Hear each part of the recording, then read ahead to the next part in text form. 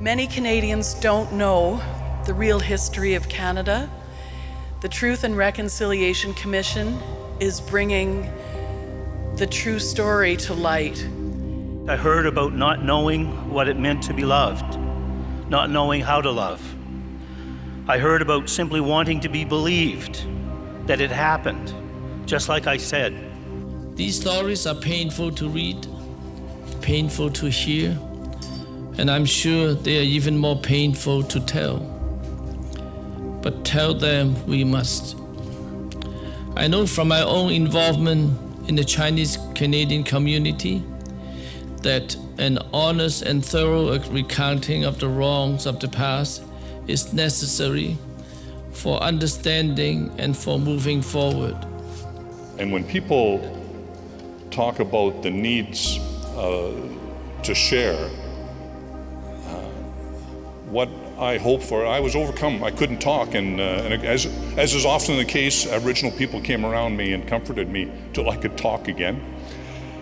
And what I said there was that what it pointed to me was my need for forgiveness and my need to be part of the journey, because each one of us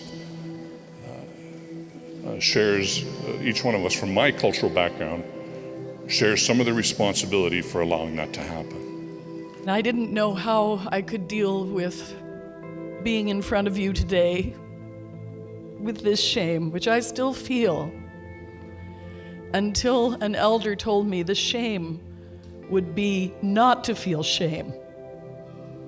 I pledge a lifelong commitment to tell this story, your stories, and to encourage understanding wherever I can so that we may move closer to reconciliation. Reflecting that commitment, I give my grandchildren's blankets to the Bentwood box. First, an acknowledgement that non-Aboriginal Canadians failed in our collective responsibility to protect and nurture thousands of Aboriginal children from coast to coast to coast.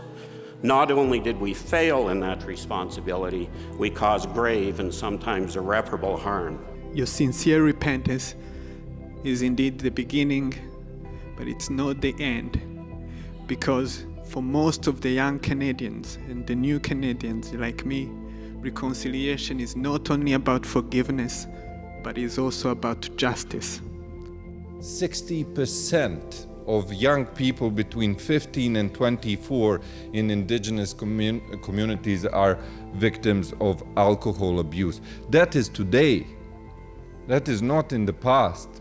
And that is a direct consequence of this policy of abuse. And I think that from what I know from my work, policy can only be countered by another policy. This is why the Canadian society, Canadian government has an obligation to institute policies that will address what happened. Simply put, as others have said, without knowing the truth, there can be no reconciliation.